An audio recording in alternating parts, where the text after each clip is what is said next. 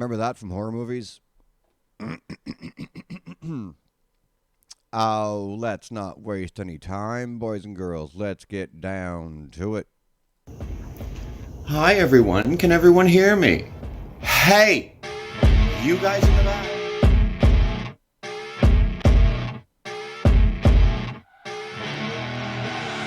I see her rolling up, Uber black Cadillac, high heel boots and a sexy body full of tats. Baby's bad, oh baby's hella bad. After her there ain't no coming back. Wanna take a run at that. I think she's feeling me, turn it up a few degrees. My imagination of her body gets the best of me. Oh gosh, she's such a tease, bitten lips, bruised knees. I'm addicted to her, need her touching me, cause she got a bad little waist. And we tearing down this place, off the liquor that we chase. Casamigos to the face, baby, I don't need no space. Coming closer for a taste, and I'll show you how I make everything just fade away. Cause she's like sex, drugs, cocaine, body so insane. Jealous of the clothing that she wears up on a tight frame. All game, no shame, baby came here to play. I feel like an addict cause she's sex, drugs, cocaine.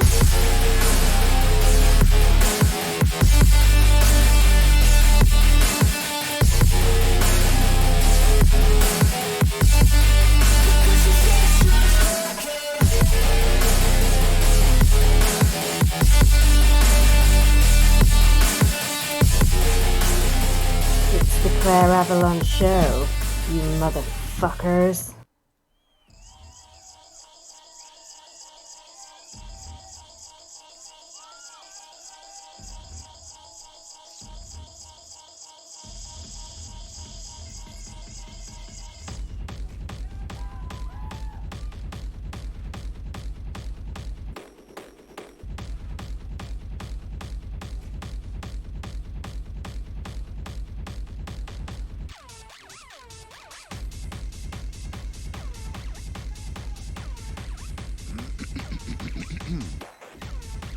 What's happening?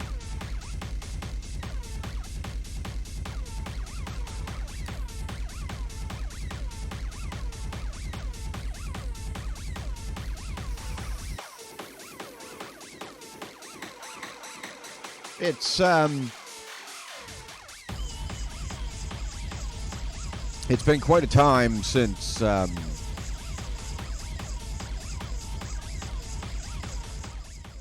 anything from Kerstin Eden has come across my desk. I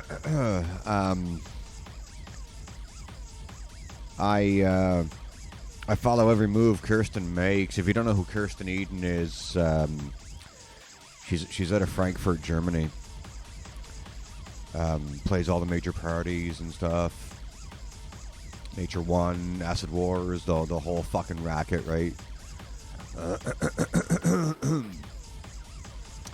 I kind of lost track recently, and for no specific reason. I knew she played Nature One, but I hadn't given it. I hadn't lent it an ear yet. So if you do or don't know who Kerstin Eden is, this is from the Nature One Acid Wars bunker this year at that party.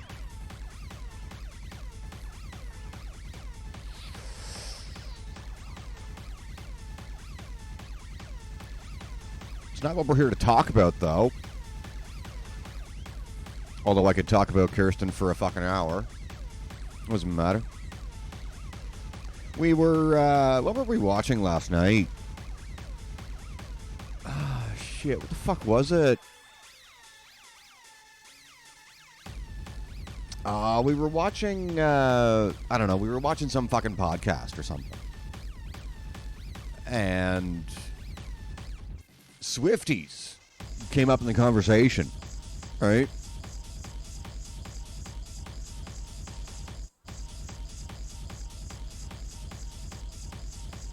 Unless you live under some fucking rock, you know what a Swiftie is.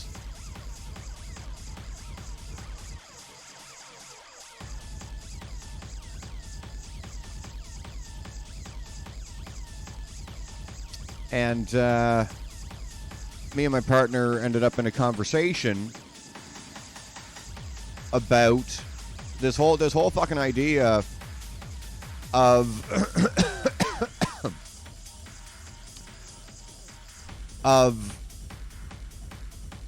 fans of an artist, no matter who they are. Although right now it seems to be a very specific group of fucking people.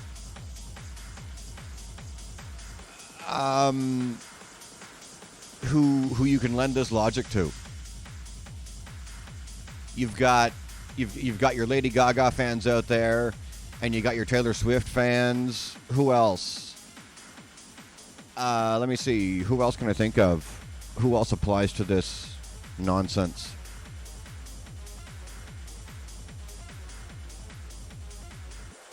Those.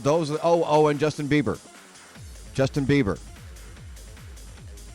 So you got your little monsters. Those are your Gaga stands.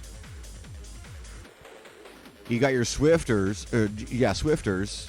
Those are your Taylor Swift mob. And you got your Beliebers. That's your Justin Bieber crowd. And basically the whole fucking vibe is these people aren't just fans. These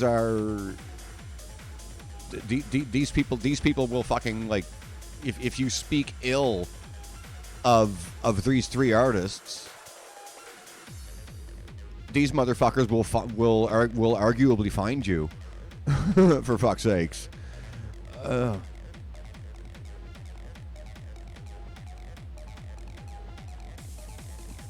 And so we were talking about this whole thing last night, me and my partner, and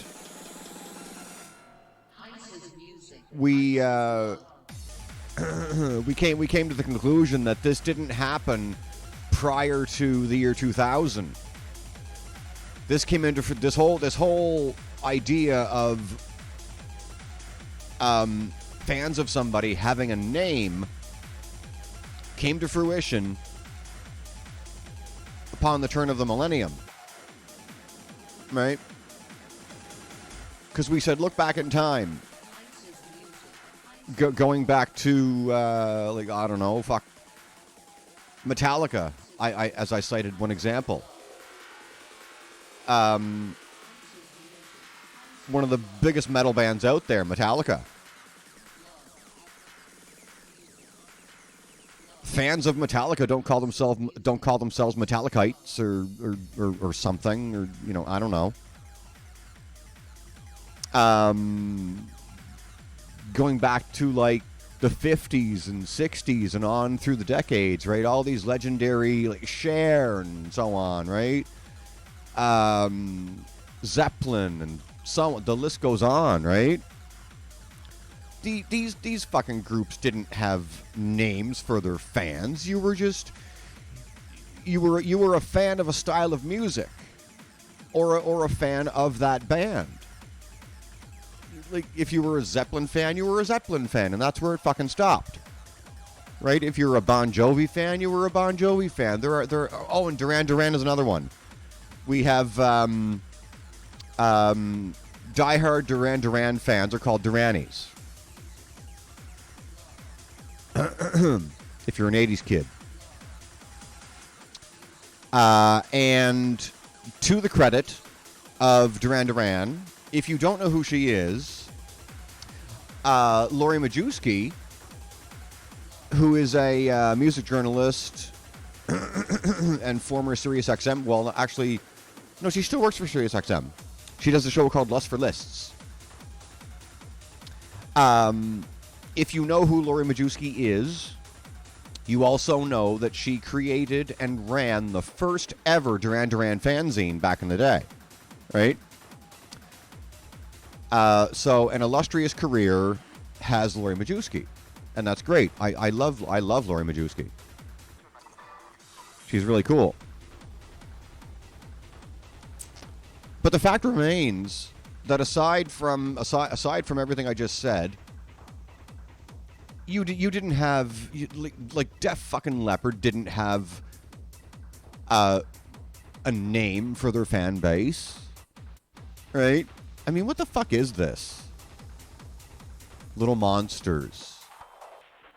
I asked my partner how the Little Monsters came about, and because I didn't know, because I don't care, and she explained to me that came along because of Gaga herself and her Monster Ball tour.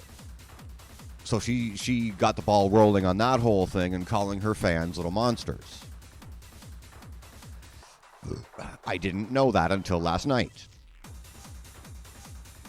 So that's fair enough. And this doesn't stop at fan bases. We do this with celebrity couples too, don't we? For some godforsaken reason. You had Bennifer. You had shit.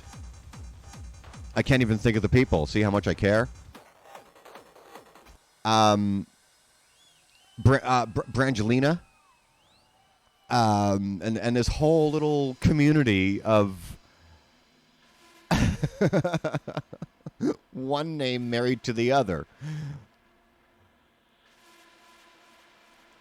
This did not exist previous to the year 2000, boys and girls. This did not fucking happen.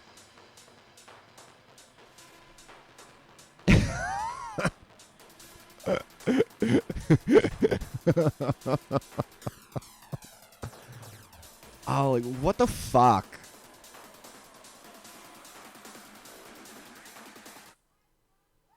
What the, like, the stupid fucking things we do with pop culture and celebrity status and so on and so forth. Jesus.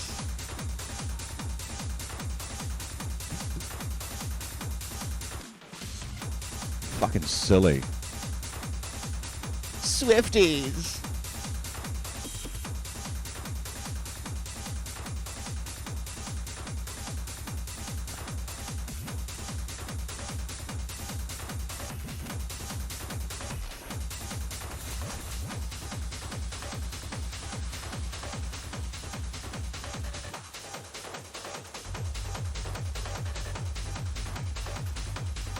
Fuck, I had a lot more to say about this in my head before I came on air.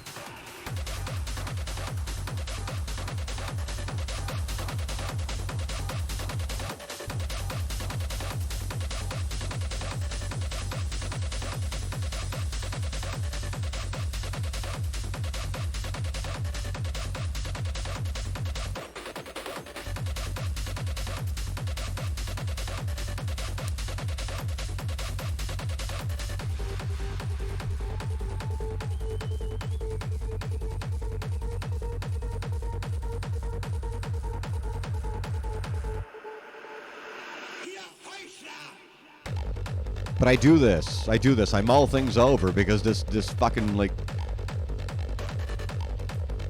Hey, it's you! Yes, it is, Richie. You're right there. How you doing, darling? Yeah, right?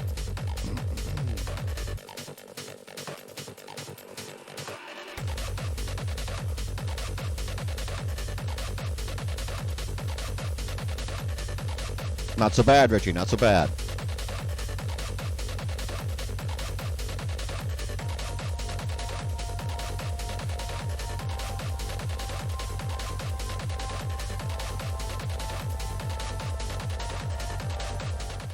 One story I keep forgetting to bring up. I talk every now and then about growing up back on PEI, back in Canada, on the east coast of Canada, Prince Edward Island. I was born and raised there. Smallest province in Canada. non-stop. You can drive from one end of the island to the other in about 8 hours. It's really small.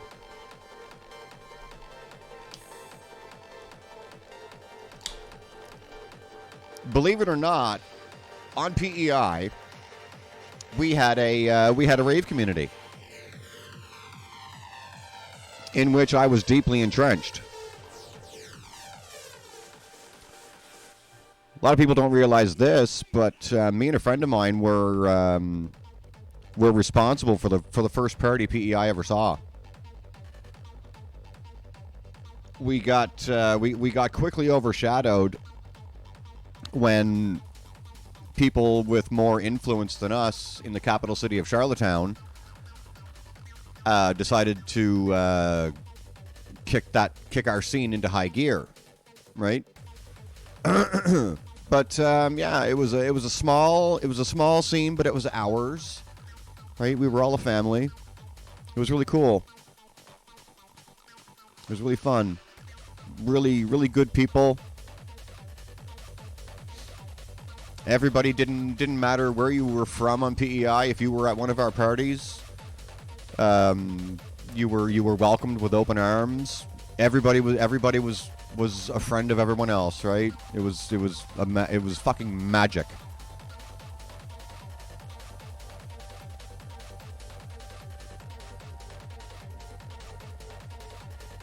I had a friend. I had and still have a friend from those days. She was as entrenched in that scene as we all were. We're going to call her Sheila.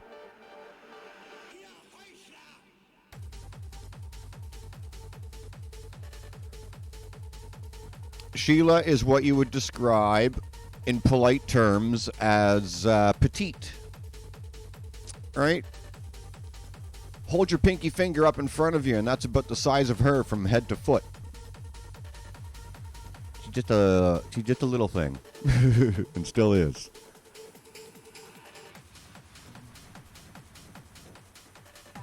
And I love her to death. Been friends with her for many years.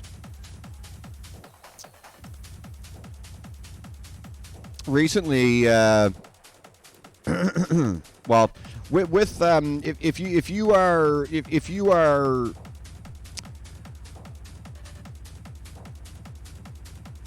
have a modest frame, right? If you are for all intent and purpose the human equivalent to fire kindling. I'm kidding, Sheila. I love you.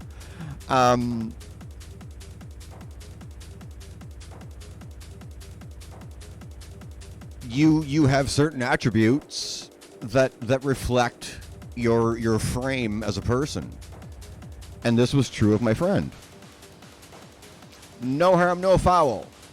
I am not calling shit on this whatsoever.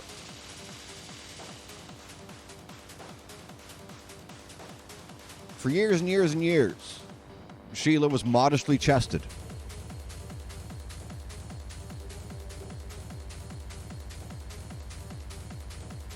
We were speaking a little over a week ago or so now, and she informed me that she went ahead and decided to get her some tits. I said, well, what the fuck? I said, good for you.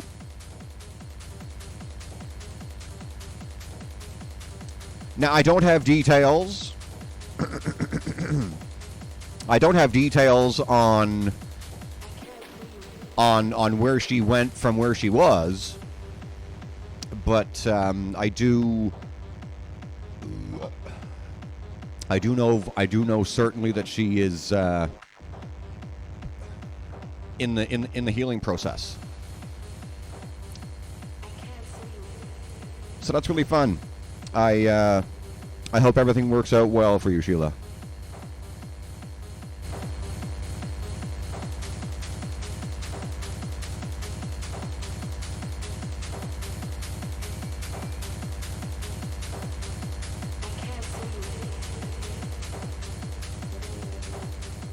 It's funny when I think of my my raver friends from back in the day.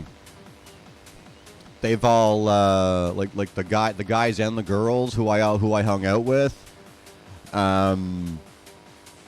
I've reconnected sporadically with a bunch of them over the years, and some I've rekindled with, and I'm still in contact with them today, and they're still really good people. But I tell you what,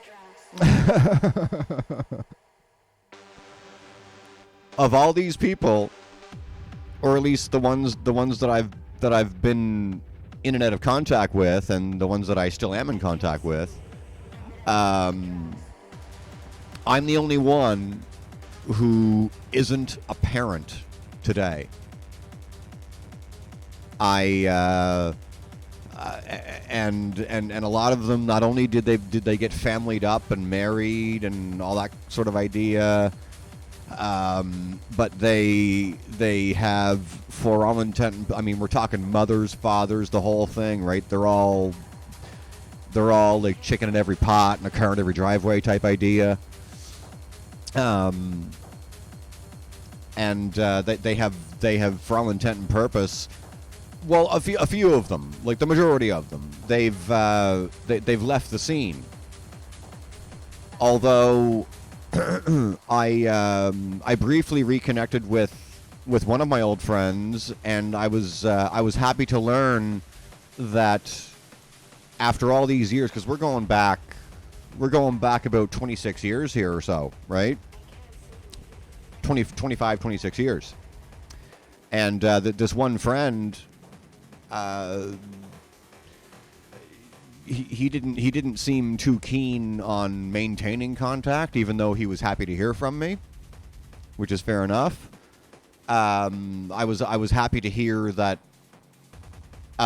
he is still a person who, when he's in the mood to, he goes out with whoever he hangs out with now. He'll go out in Charlottetown for a night of dancing or whatever, or wherever that happens. I don't know now. But it was really cool to hear that he's still got his fingers in the scene. It was really cool. With a family. So that was really cool. But yeah, they all moved on, and they're still all back home. I don't know. I miss it. Not only am I still in the scene, even though I haven't actually gone to a party in many years, because I had my pick of the litter here in Toronto. As much as I might not have been to, I might not have gone to a party in a lot of years, I do this,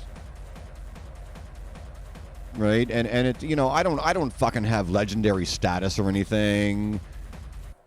I did back then. I'm a dancer. I'm a dancer, right? I'm a liquid kid, and my peers back then, who were also dancers, you know how sometimes you can have an innate skill for something, right? I did somehow. I used to do competition, and yeah, all my fellow dancers. It kind of warms my heart to remember that all of them had mad respect for me and what I did. So that's kind of cool. All I mean is by now doing my show, and I'm like 3 years deep into it. You hear a lot of people talk about, like in media and whatever, right? They do something, and then doing something further in their career is their way to give back, right? That's not what I'm talking about. By once being a raver back in my home province, and now doing the show isn't my way of giving back. Absolutely not. No, it's my way of staying in the community that I've been in mentally for 30 years or so. So it's kind of fun.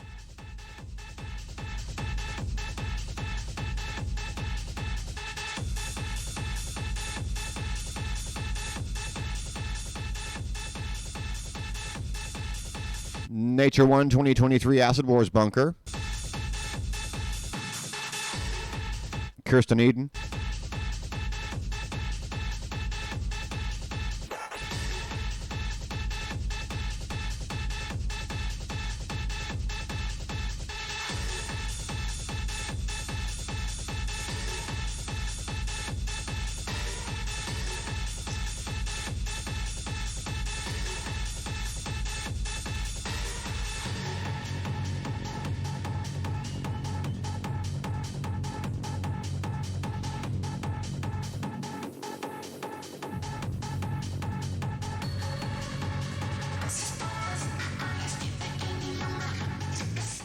I tell you, when I came on air and leading up to the show today, as much as I started off talking about this whole Swifter thing and like groups of fans having names, I had a lot of fucking bullshit in my head on this. A lot more than I've actually said. I've disappointed myself.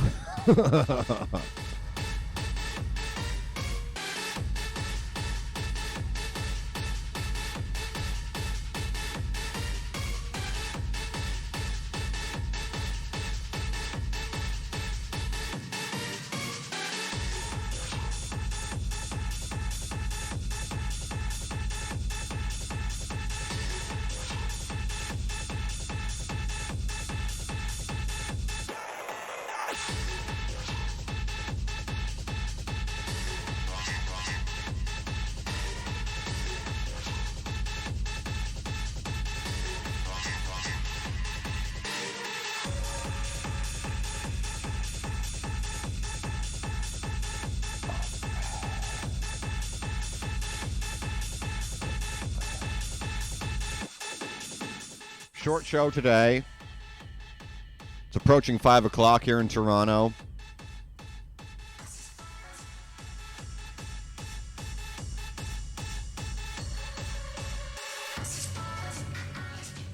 This is my last show before I go back to work tomorrow. This past week or so has been so fucked at work. My work schedule is broken to begin with. I work something called a continental shift, which means, like let's take the start of the week, Monday, right? I work in a 2-week span. I'll work. I do like 2 on, 2 off, 3 on, 2 off, and so on and so forth. So I'll work Monday and Tuesday, I'm off Wednesday and Thursday, and then I work Friday, Saturday, and Sunday, and then I'm off Monday and Tuesday, and then I work Wednesday and Thursday like I do tomorrow, and then I'm off that Friday, Saturday, and Sunday, and that just rinses, ladders, and repeats every 2 weeks. But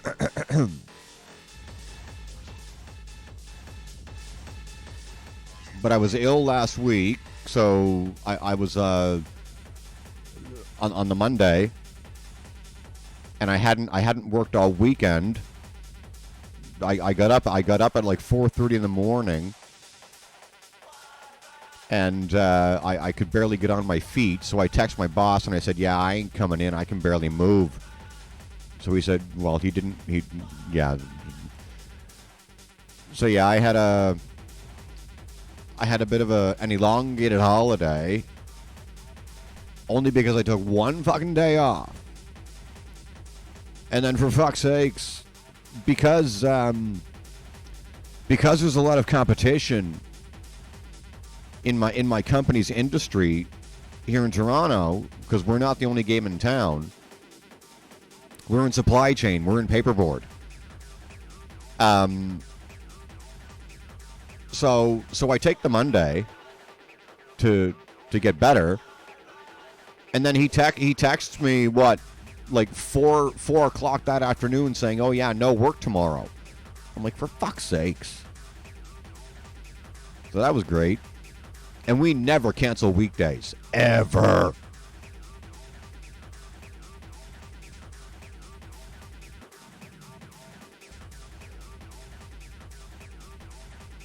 So then just over the weekend, I was supposed to be in all weekend. I worked Friday and Saturday. And I left work Saturday afternoon, or Saturday evening rather, at 6. I get on the bus, or I get off the bus rather, in my neighborhood here. This is about 6:40 in the evening, 20 before 7. I get off the fucking bus to a text from my supervisor saying that there's no work tomorrow, meaning the Sunday. Just the other day. Now, the shit part about that is, during that day, during that shift, I watched him drop 32 rolls of product on the floor to be run that night, for the overnight guys. So they would have done anywhere between 10 and 16 rolls of product that night. And then there would have been 16 for me and my guy the next day. These are mill rolls of paperboard.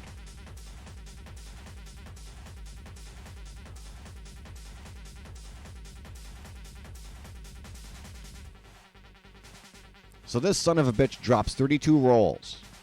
And at 20 before 7 that same night, he texts us all and goes, "Yeah, no work tomorrow." You fucking son of a bitch. Oh my God, I was pissed off.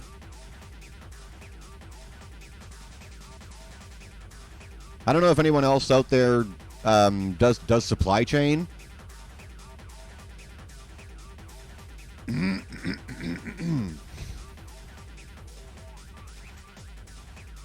But when you live in a city like Toronto, canceled shifts are just an occupational hazard, I suppose.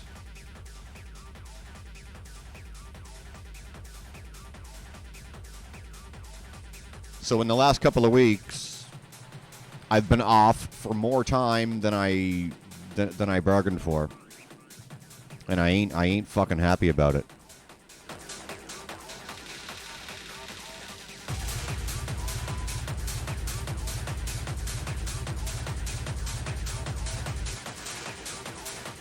You ever tune into a show on fucking Twitch or wherever it is, YouTube, and all you hear is ranting and raving like I'm doing?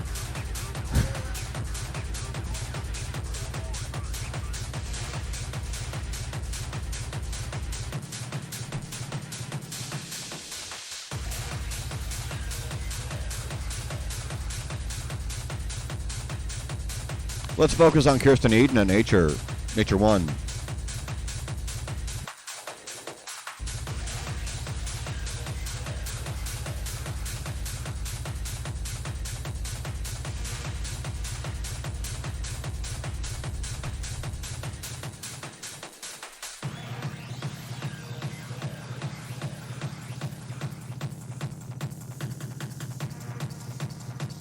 Richie, in your line of work, if you're still there, you must at least have a working knowledge of everything I just said, no?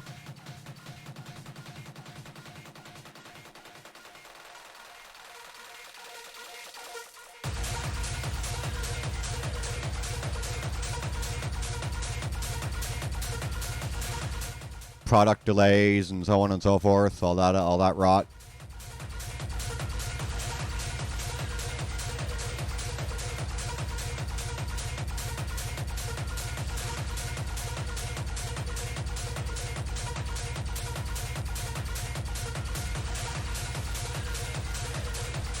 Oh?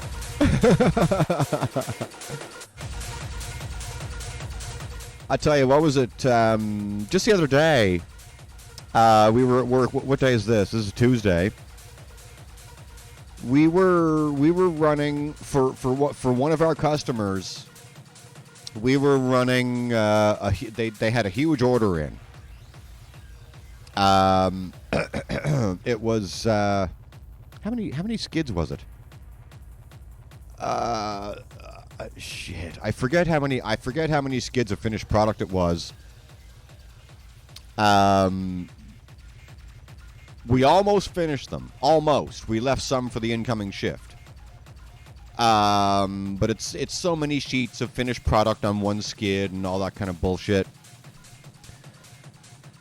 So because I was so bored,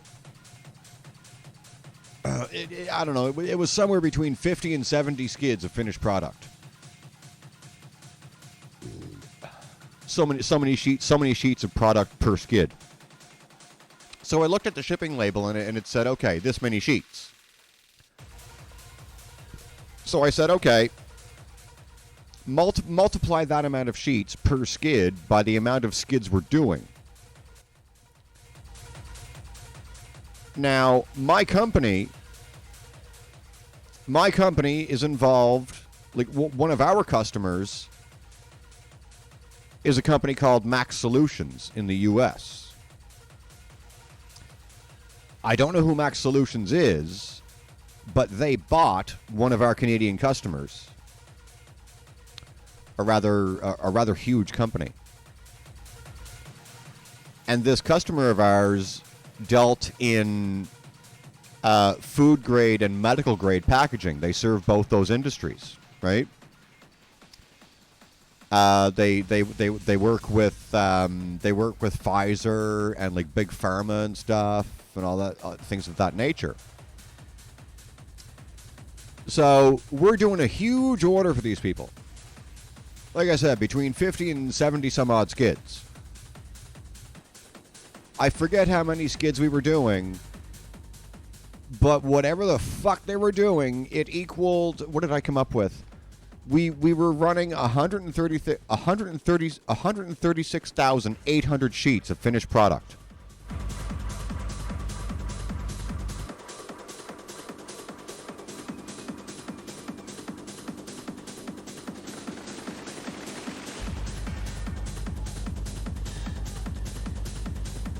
Which when I think about it is kind of par for the course for us. It's a big order, but it's just how it is. We've had bigger. We've had orders for the same customer for like 1 million sheets, and that takes us days to carry out because we have other order obligations to fulfill, obviously. So. But yeah, I remember doing that. That took us a week, a little shy of a week. Holy fuck, 1 million sheets. Like, holy fuck, is there a shortage on dick pills or something?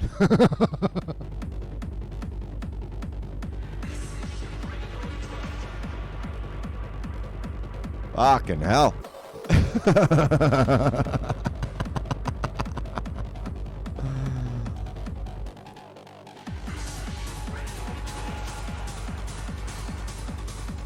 Quick, the whole country's got erectile dysfunction. Holy shit, what happened to my mic? What's going on here? What's up? What are you doing to me? The fuck is this? The fuck's going on here?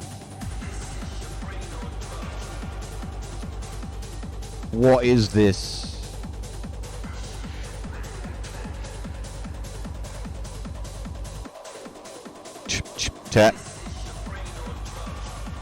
Check. All right. The fuck you doing to me here?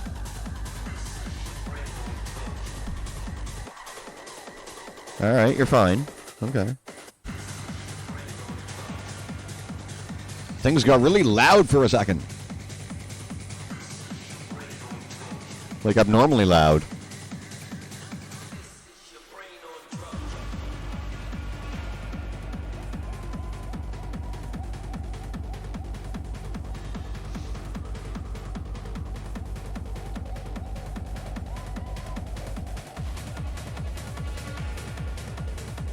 I've been mixing it up a lot lately. Musically.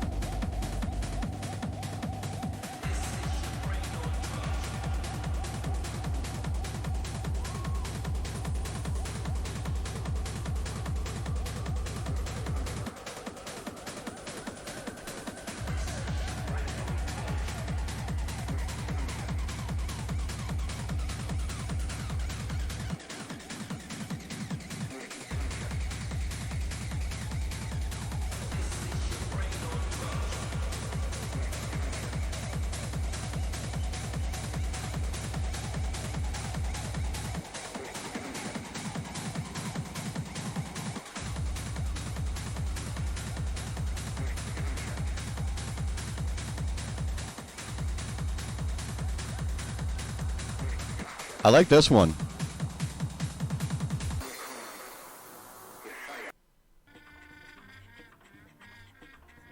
This one's a cool tune.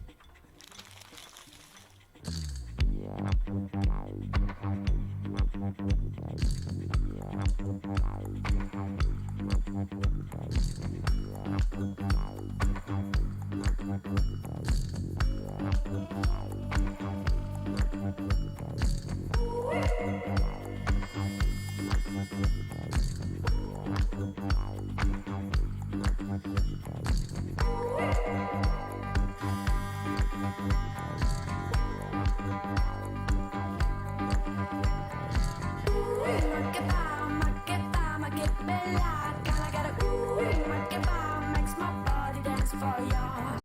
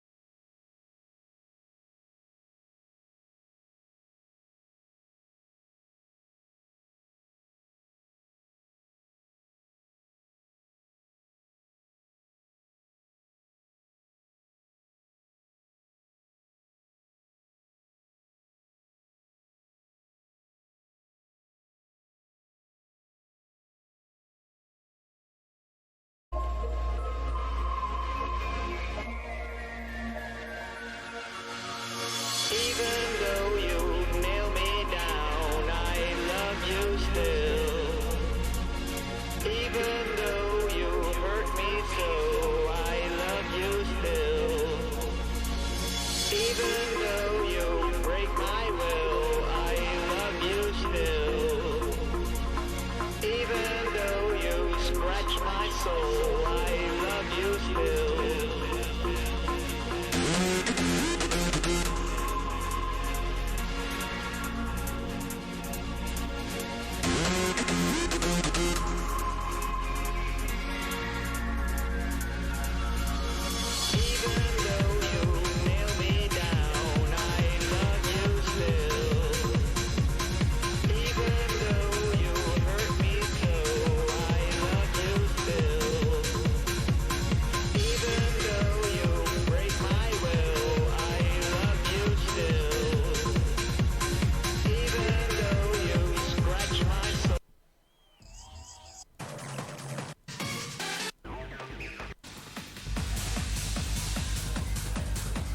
Back to Kerstin. I gotta pee.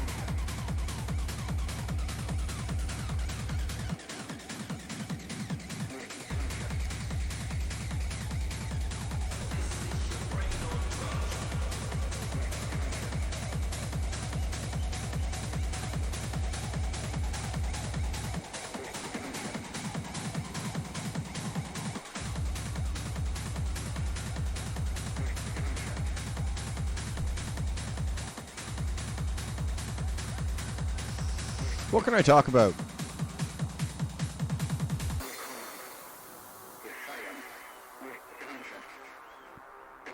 Oh, where's my phone? What the fuck is that event? I've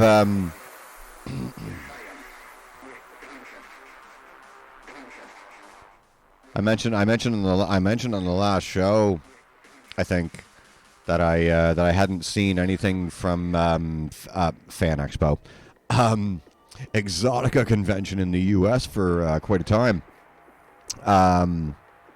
They've because I follow them on Instagram. Just earlier, I on Instagram, just the same, I something popped up on my feed called Adult Expo Winnipeg. I didn't know. I didn't know there was such a thing in, of all places, fucking Manitoba. Exotica convention in the U.S. is quite a big deal. Everybody from all the corners of the adult industry are at this convention. I don't know. I don't know the scale of Adult Expo, but it seems pretty cool.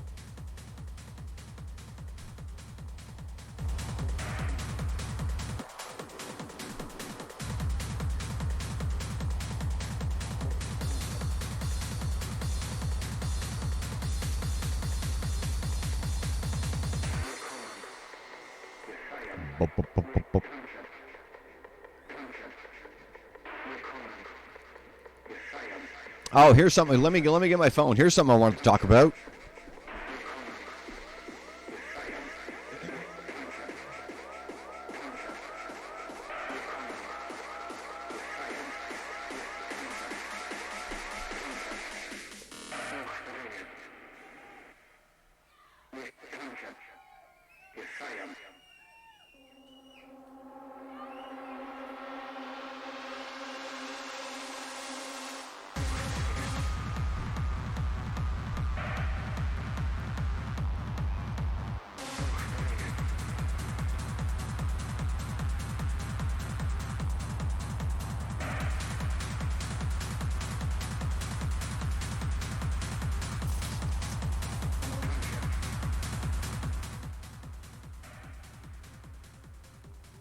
If you follow Resident Advisor anywhere, you might know about this. This is only a few days old. Club Raum, R-A-U-M. I don't know how to pronounce it because I'm not Dutch.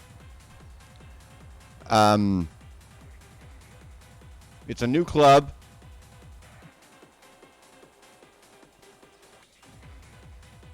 It's a new club in Amsterdam, and so says Resident Advisor. They have been forced to postpone their launch. It was supposed to be October 4th. Holy fuck! Wow. Okay. Oh, the news first broke on Instagram on the 4th of this month. Okay, so fair enough. Okay. Yeah, new club which aims to foster a space for the city's LGBTQIA plus community. First broke on October 4th. Say the club owners were devastated to be forced to announce that Raum isn't allowed to open this weekend. The post read, unfortunately, the city district we're a part of has failed to timely grant the permits before our opening weekend, even though our club is fully ready and safe for our community to join. Following this, Club Raum changed its opening date to Awakenings Weekend, ADE Weekend, where it's due to host four parties featuring artists from Lido, 3 people I've never heard of. Again, because I'm not Dutch. Okay. The club took to Instagram on the 17th to announce that that weekend's events have also been canceled.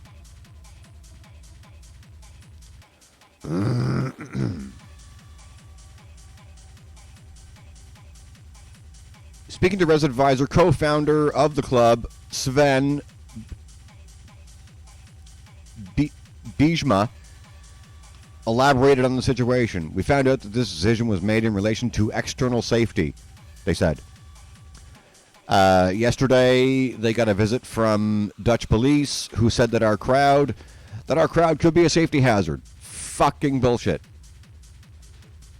They think that crowds from other nearby businesses, such as a weed coffee shop down the street, could potentially clash with people attending Club Realm because of the way they dress. It's absolutely ridiculous. Yes, it fucking is. Bijma believes that there are both homophobic and racial undertones to the district's objections. Quote, it's victim blaming. There are also venues in this area that occasionally host Turkish or Moroccan weddings. This decision isn't only discriminatory to our crowd, it's discriminatory to the people who use these venues. There's an assumption that they won't accept the way our crowd looks. It's discriminatory in so many different ways, it even seems unlawful. And it goes on from there. Holy shit. Like, I mean, really?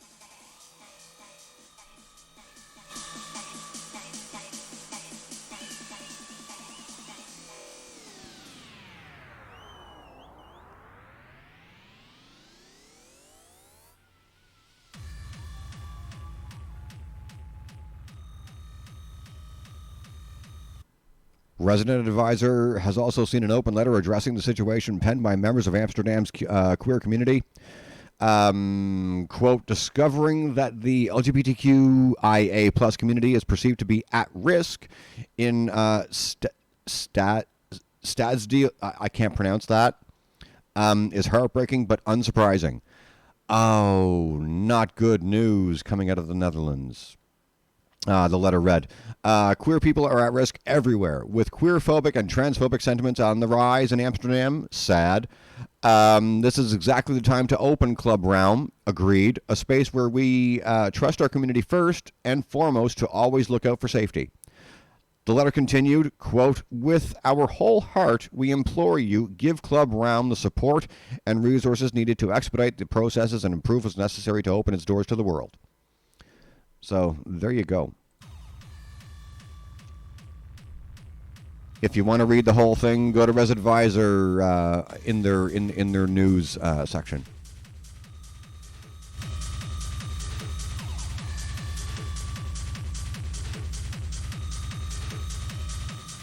Amsterdam of all places. Come on, guys.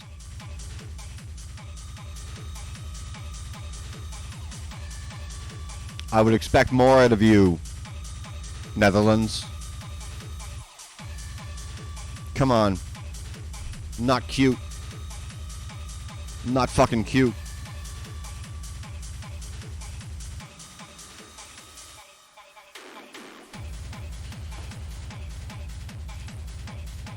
I'm not from a big city, as I established earlier with the PEI rave scene. But I went from PEI to Canada's capital city of Ottawa, and I was deeply entrenched in the after hours and party scene there. And then I moved here to Toronto a number of years later, and I'm still here.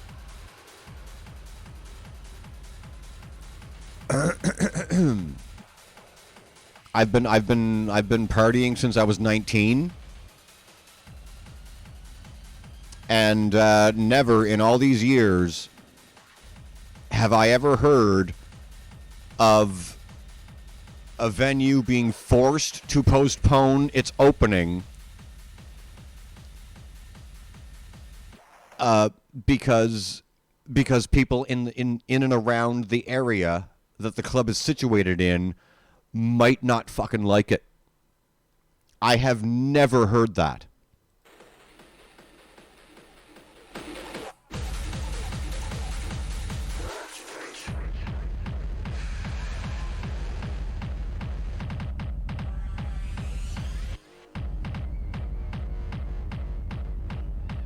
We can't open because of what some people at a fucking coffee shop might think of the patrons that give this venue their business.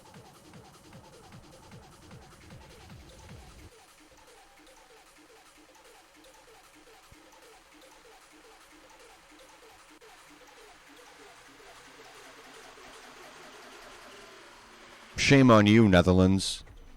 And I'm saying that as a trans person.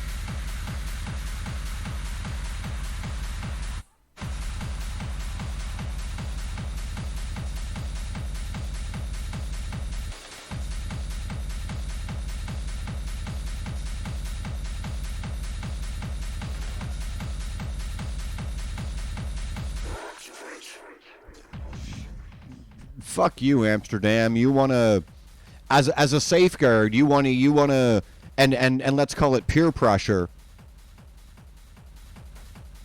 You want to postpone and potentially prevent the opening of a queer club based on what people in that neighborhood are going to think.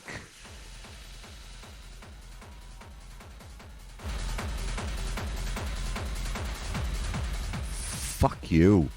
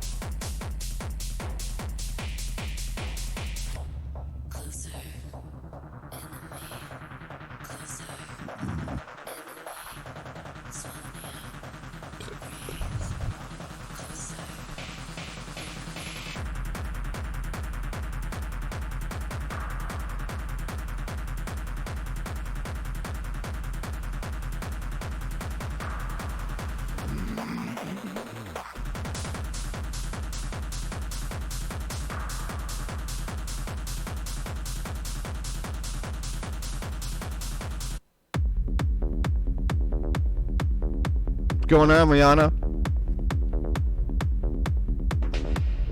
Nice to see you, my darling. How are you?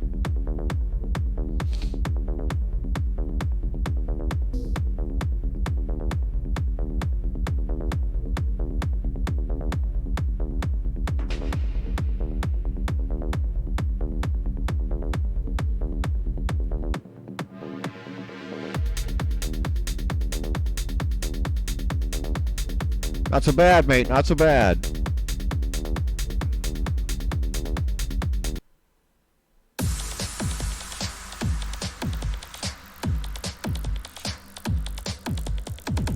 Oh, you were talking to Richie. Sorry.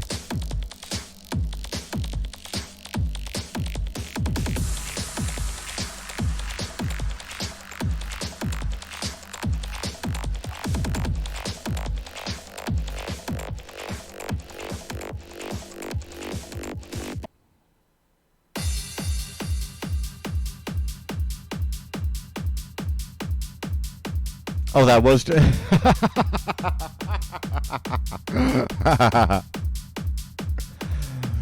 I'm looking through my music, mate. Sorry, I got misdirected there. Sorry.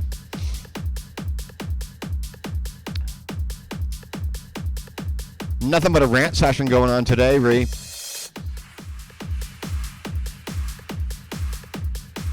Just having some fun hanging out.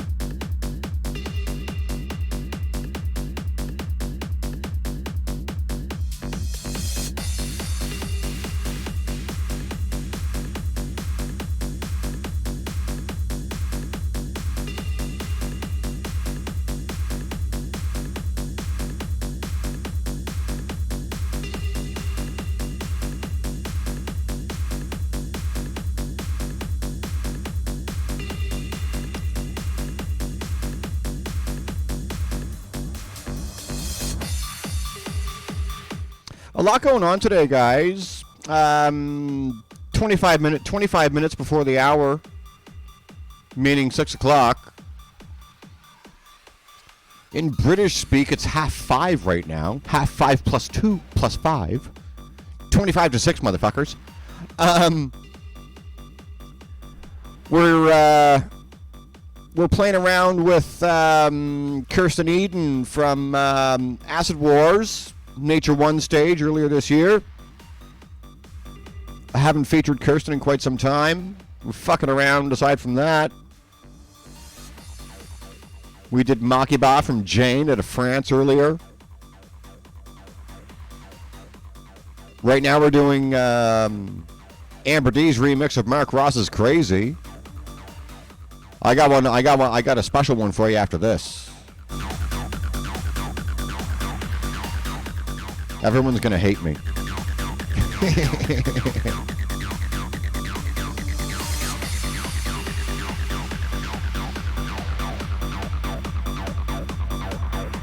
Crazy. I'm crazy for feeling.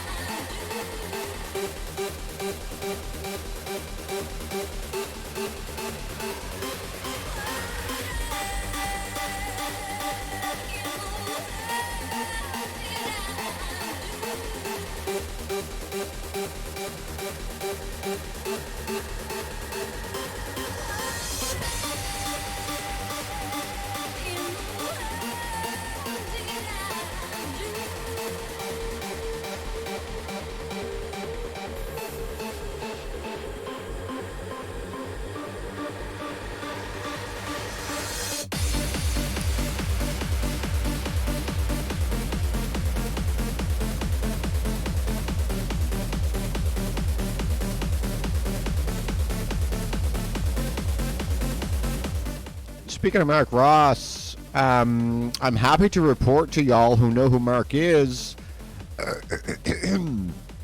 that recently it's been a bit of a struggle bus situation for Mark.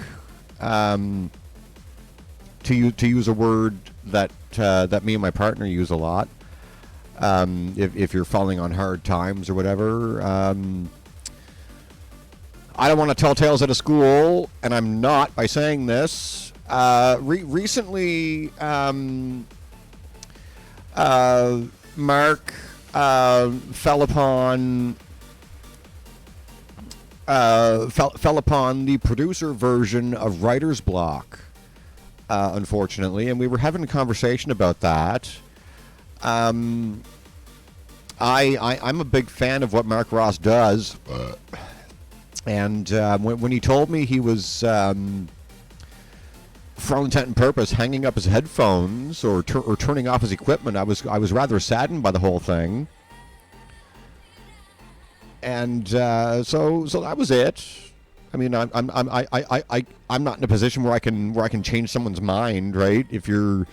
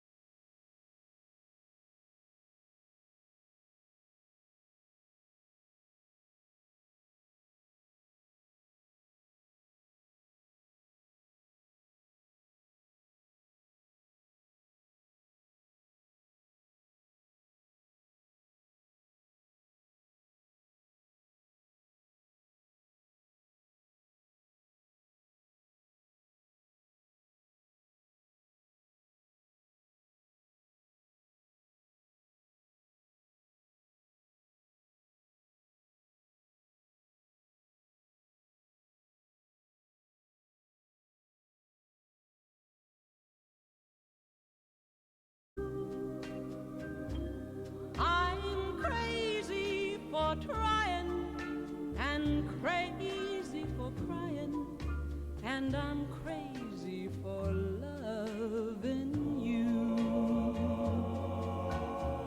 Crazy for thinking that my love could hold you. I'm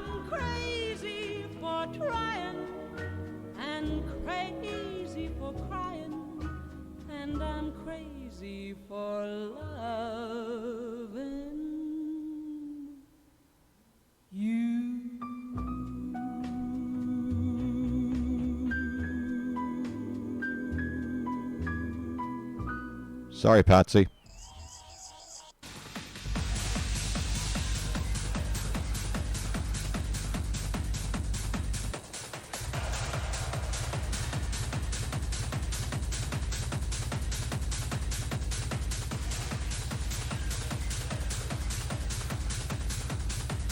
Well, thank you, Todd, for making us part of your journey. You know I'm always happy to see you.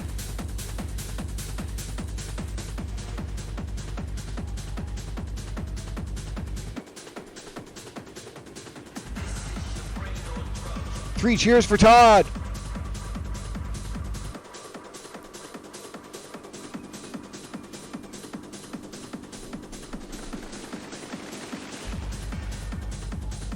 What else am I know, eh? Yeah, that fucking sucks. Yeah, I'd love to see you, mate. I'd fucking love to see you.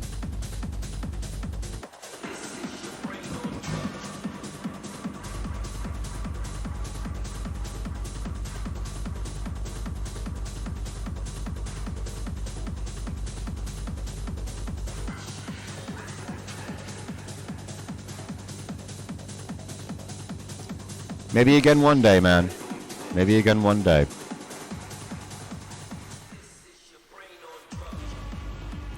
From where I live, do you realize how long it takes me to get to the airport? Fuck me. I live on the PEI side of Toronto, and the airport is on the British Columbia side of Toronto. It's it's quite a fucking adventure.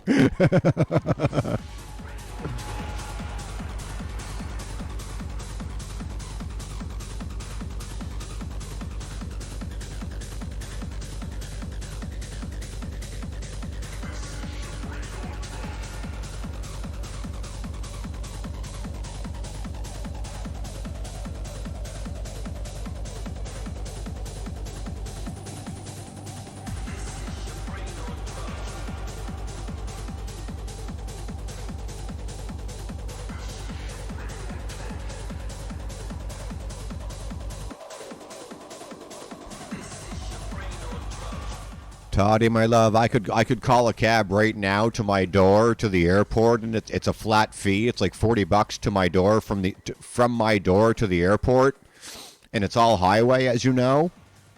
But it's not feasible. Yeah.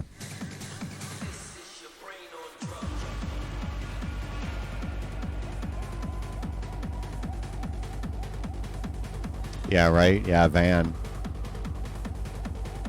Do you have a? This is gonna sound so weird on SoundCloud. When you get to van, is that a layover, or are you just passing through? Is that a connector? I presume it's a connector.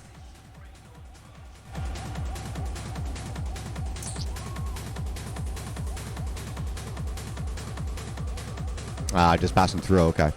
Cool. Oh, so it is a connector. Okay, cool.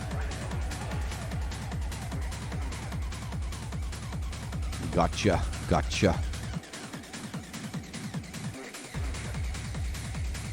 Oh, fuck, 2 hours. Shit. When you're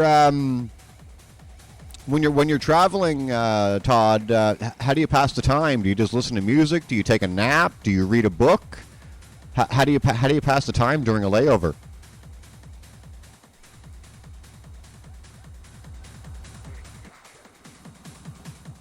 For the listeners, DJ Scallywag 808, my friend Todd is by day, he's a geek by trade. He does IT, and he's lucky enough in his career in IT to be at the status where he tells people what to do all day. And he's also got the status where he travels, a geek by night too. Yes, you are. Yes, and he is lucky enough to be in a position where not only does he tell people what to do for a living, he travels to do it. So yeah, I've known my friend DJ Scalawag 808 for many years, and I have nothing but respect for him.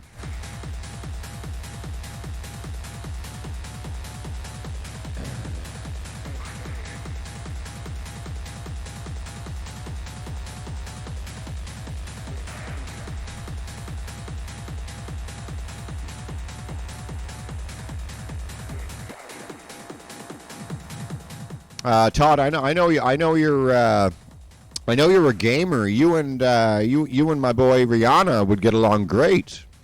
He's also a gamer. He's in the chat here. I don't know what you play, but Reorganize, or Rihanna as I call him, recently he's been deeply entrenched in the world of what the fuck it is? World of Warcraft. He's been eyeball deep in that recently. I don't know what else he plays, but him and his mates have been... Call of Duty. There you go. Okay, cool. Yep.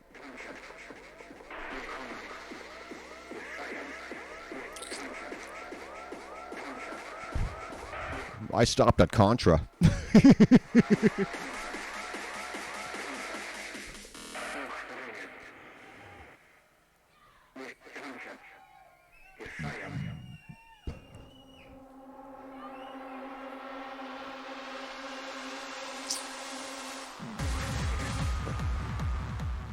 My partner watches a lot of gamers out in California. She and the UK. She watches Markiplier, Jacksepticeye, Sean, Valkyrie, 1,000 Thieves out of LA, Valkyrie, Fusely, Leslie, Me Young, Saikuno, all these kids out in LA. Hassan Piker. Hassan Piker is a live streamer. He's a political commentator, but I know he also jumps in every now and then on games. And I can also tell you that that Rihanna fucking, for some reason, Rihanna has a fucking hate. I should stop calling him Rihanna for the sake of the show, because everyone's gonna think I'm in cahoots with Rihanna. Reorganize, for some reason, has a fucking, glacial size hate on for Hassan Piker, and I don't know why. But, yeah, here we are. Yeah, I figured you would know a few of them, yeah. Up, up, down, down, left, right, select, start.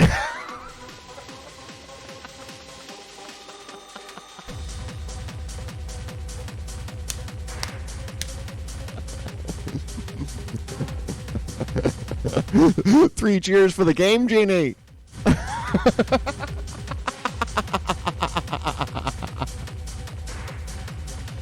Contra 99 lives, baby. Yeah. Yeah. Fuck me, man.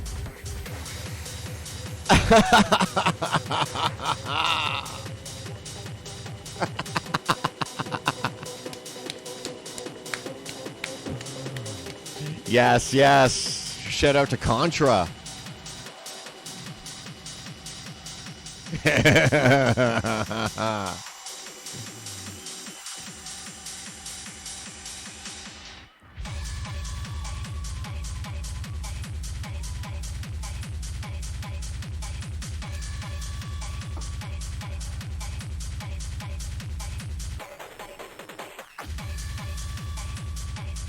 Seven minutes to the hour, guys and gals and everybody in between. Shit, we started off with Kerstin Eden, Nature One Acid Wars Bunker 2023. And we went to a few tracks and we've come back. We've gone all the way from the 50s and back again. 44 minutes into Kerstin here, guys, and we're trucking along. No signs of stopping. I missed Kerstin. Oh my God, I missed her so much.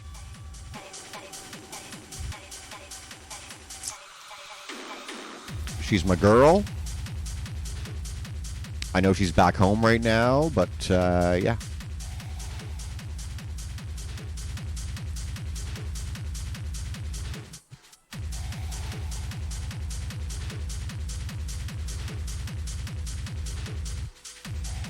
WNBC, Klayre Avalon Show, live with you at 5:54 p.m. in Toronto.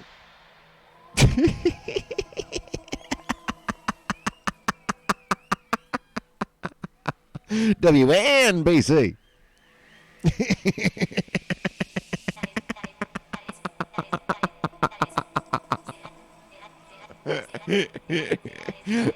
You have to know things to get that joke.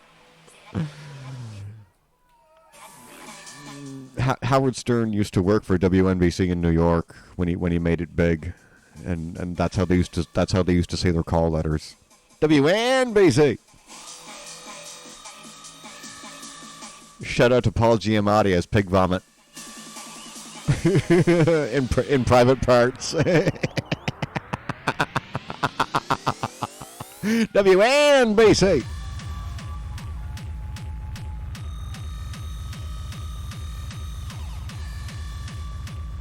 News, weather, and travel every 15 on the Klayre Avalon Show. 5 minutes to the hour under sunny skies in the city.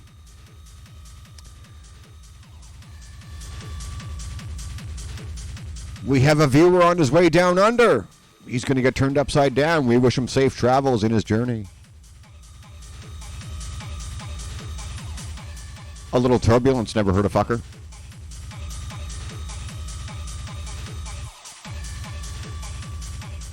Strap in and have a shot.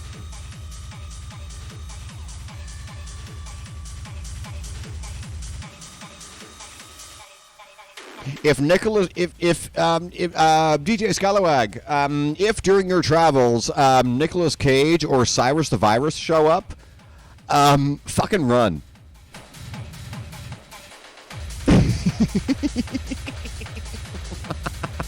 John Malkovich. Fucking run.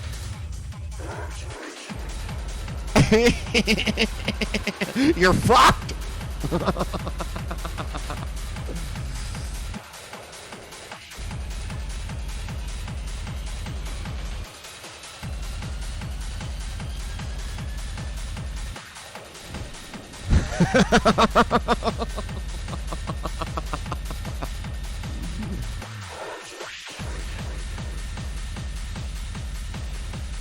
But if John McClane shows up, you're all right. He's got you. He'll get you there.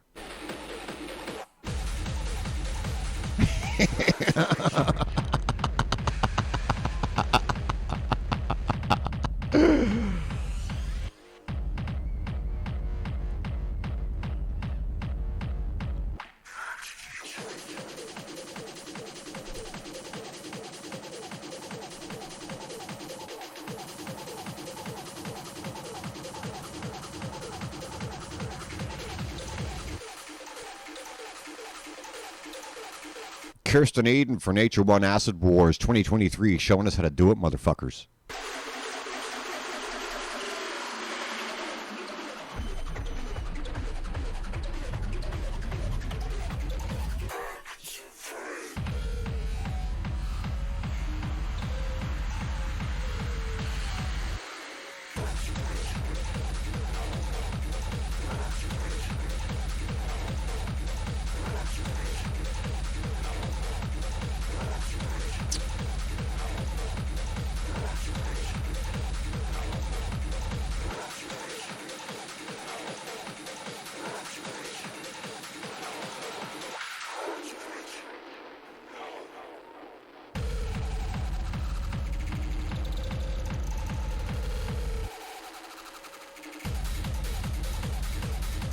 I don't want to interrupt. I don't want to interrupt this lovely set from Kerstin, but something I've been keeping an eye on for quite some time now, and it's fairly recent. As recent as it is, I can arguably say that the advent of this event coming to fruition is something that the city of Toronto is in dire need of, and there's only two people who could do it, and one of them did it. Now, honestly speaking, I wasn't here in the 80s, right, to witness Toronto's heyday of clubbing, whether it be circus or crowbar, because we had a crowbar here, I think, or any venue that I would have gone to, the government and so on and so forth. Right, the government is now condos, for fuck's sakes. But then you had your alt scene. There was Catch-22. There was Sanctuary. There was the Velvet. There was the Bovine. There was Club Max, and on and on and on and on. I moved to Toronto just in time. There was also Holy Joe's / the Big Bop downtown. I moved here just in time to see club culture in Toronto die. Now, countering that, I do know for a fact that there are two DJs, one for sure, who have kept the Toronto scene alive. Physically. Torontonians know him by the name of DJ Lazarus. His name is Lloyd. And Lloyd, DJ Lazarus, has been in the game, in the alt scene, forever. If you live in Toronto and you don't know who DJ Lazarus is, you're doing it wrong. You know what I'm saying? Well, recently, Mr. DJ Lazarus, I am happy to report, and this is, if anything, is a shining, if anything is a light on the Toronto clubbing scene, it is DJ Lazarus's launch of his own venue called Ground Control.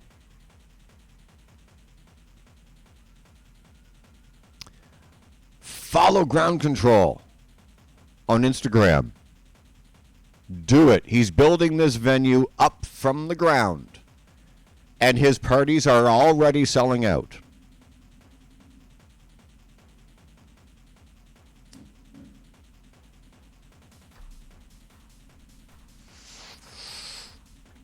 He recently posted something on Instagram.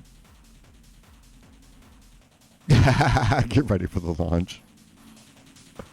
He recently posted something on Instagram where he took a picture of like stacks and stacks and stacks of soundproofing material, like the styrofoam, right? Those panels, right? Those black egg carton panels. Because he wants to create the best sounding venue that he can, given the size of the venue. Obviously. Now, my question to DJ Lazarus would be, yes, that makes complete sense, and anyone with a brain would do that, and that's why he's doing it, because DJ Lazarus is no slouch, right? This guy has a tenured career here in Toronto, so no harm, no foul. But I would love to. I'm curious to. I'm curious to know where. Okay, we have Ground Control. That's fine.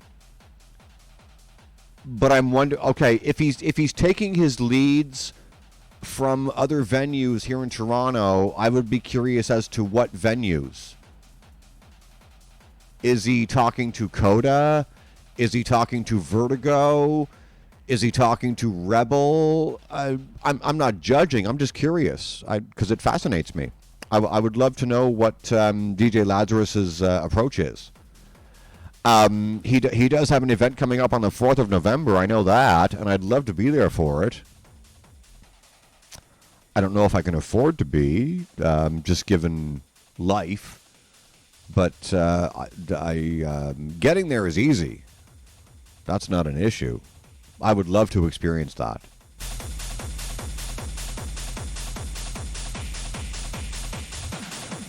Yes, exactly, Richard. Ground Control to Major Tom, and the venue's name, Ground Control, is an homage to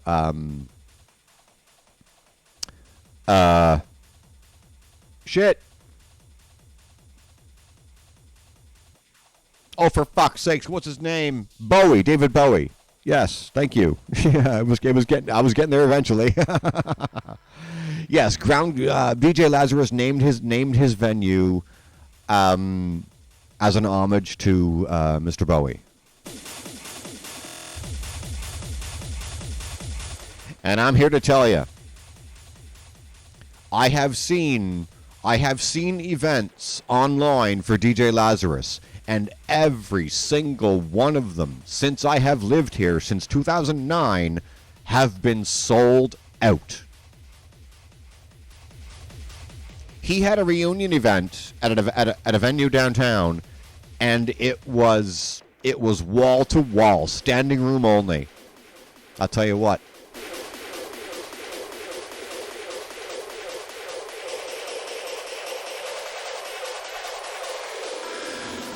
Fucking amazing.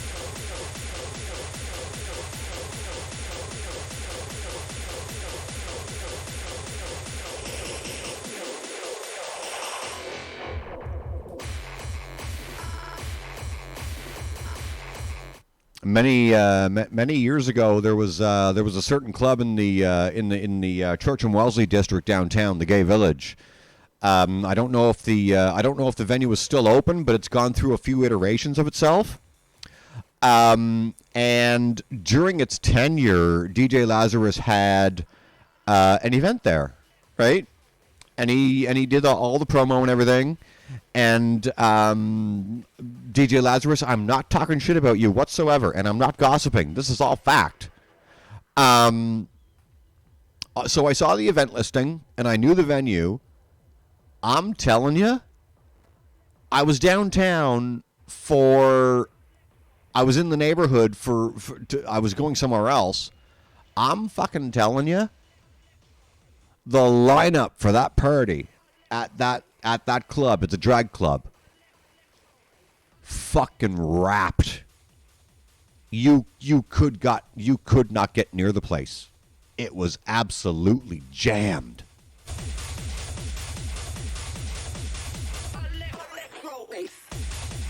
So shout out to DJ Lazarus, the Toronto icon.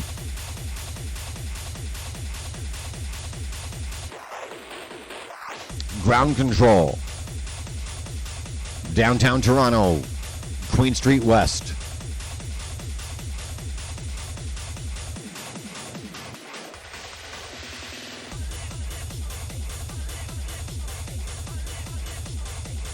On with Kerstin Eden.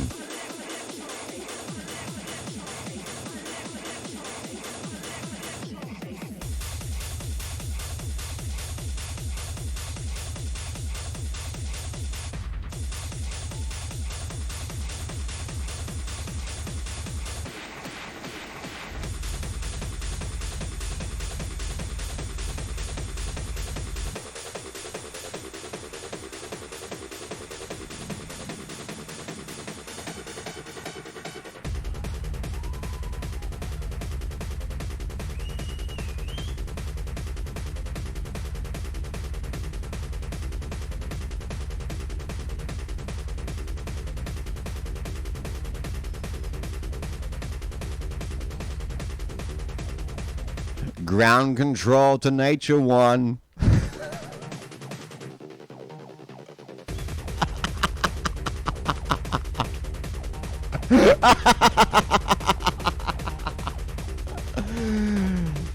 Fuck me, what am I talking about?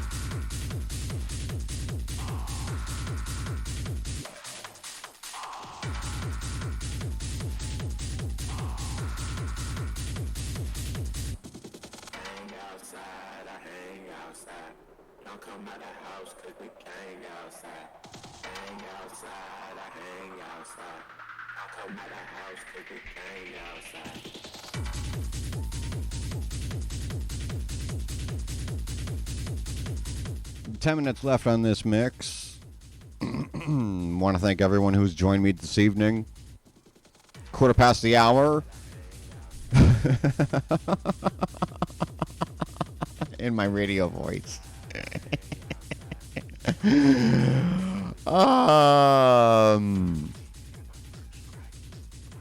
It's dusk here in Toronto, people. As we close out on the show and this mix.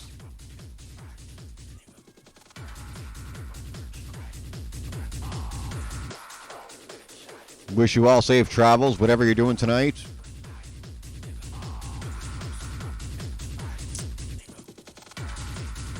I'm back to work tomorrow morning and Thursday, and I'm off all weekend, so I'll be around all weekend. After the mix, we're gonna close out with with a track I actually found through DJ Lazarus and his live stream. So hang out until we do that.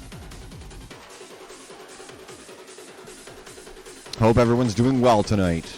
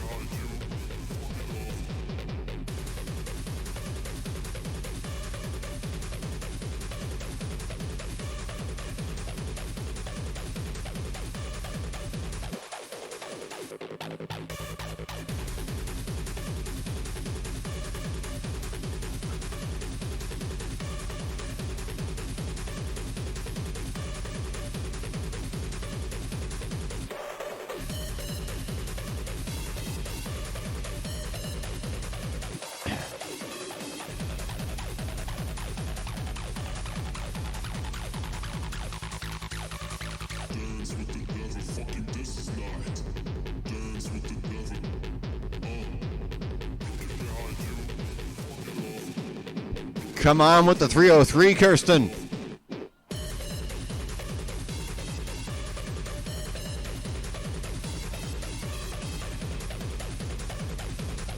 Fucking Acid Wars. Nature 1, 2023, the Pydna.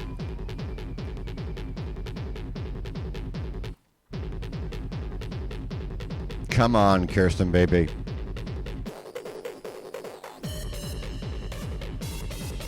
If you don't follow Kerstin, do it.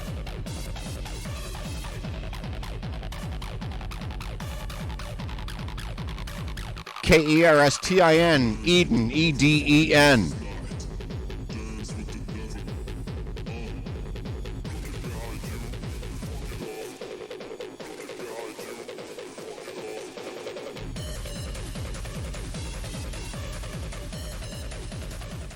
If you don't follow DJ Lazarus, do it. Follow Ground Control, Instagram. For my Toronto listeners.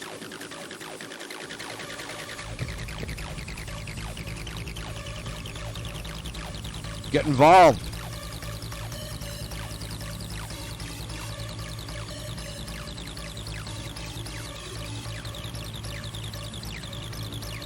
Support a hometown boy.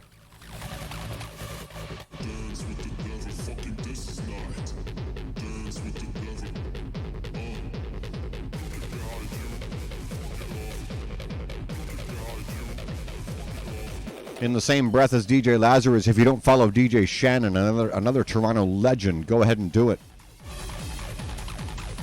Manic Mondays on Twitch. Pop-up streams all the time. Follow my girl Shannon.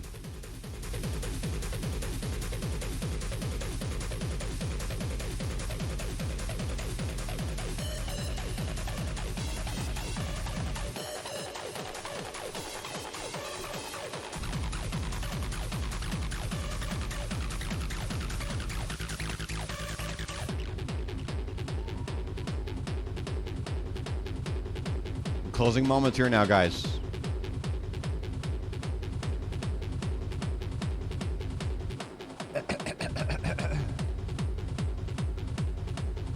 About 6 minutes left.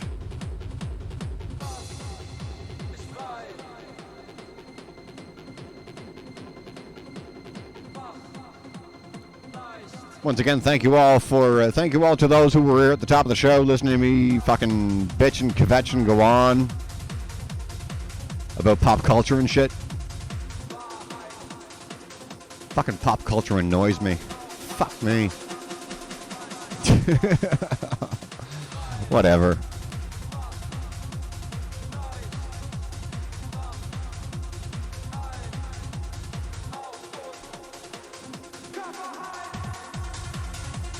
If you're listening, if you're going to listen to this on, if you're going to watch this on YouTube, or if you're going to hear this on SoundCloud,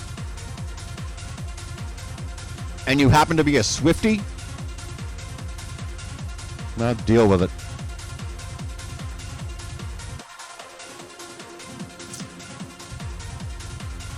You fucking Swifties. Anyway.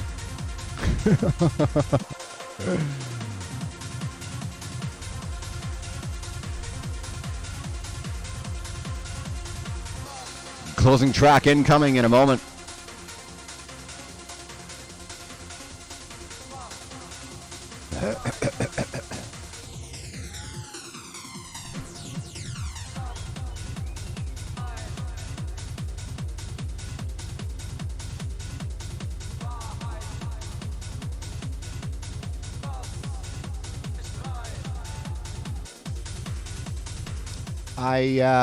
The other day, I was live on my YouTube with a dear friend of mine, a DJ friend of mine from my hometown of Summerside, Prince Edward Island, and we did a lot of reminiscing about my home club, Summer Street Bars, in my hometown, which is now leveled. It's long since non-existent. But during my conversation with my friend Chris, the predecessor to Summer Street Bars was a venue called the Regent. It was a live venue, and before it became that, it was a theater. Oh, so that's what happened. What? Yep. So me and Chris had a great conversation, and I found out a lot of things about the Regent that I wasn't previously aware of because I was too young. And as much as it was a great conversation with Chris, I reached out to him like the day after, and I said I want him to return because I want to have a conversation with him about the club scene at large, and I would like to pick his brain on where he thinks club culture is. And there's reasons I want to have that conversation with him, and he graciously agreed to come back. So we just have to hash out his free dates.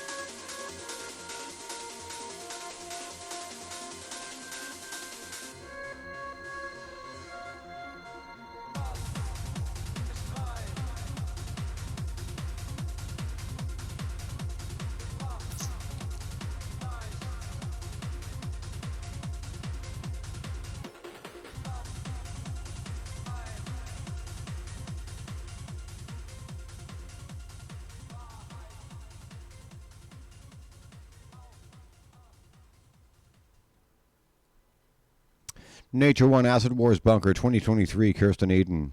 I want to thank once again everyone for hanging out with me tonight. We're going to close on this one in honor of Toronto's own DJ Lazarus. I wish you well with ground control, and I will experience that, my friend. I wish you nothing but success.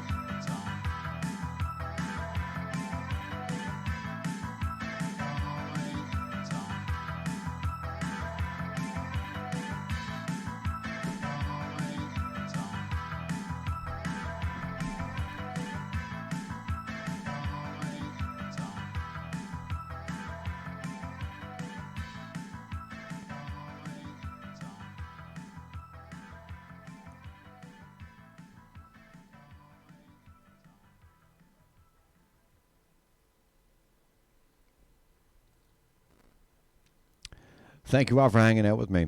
I'll see you this weekend. Have a good night, everybody. Good night.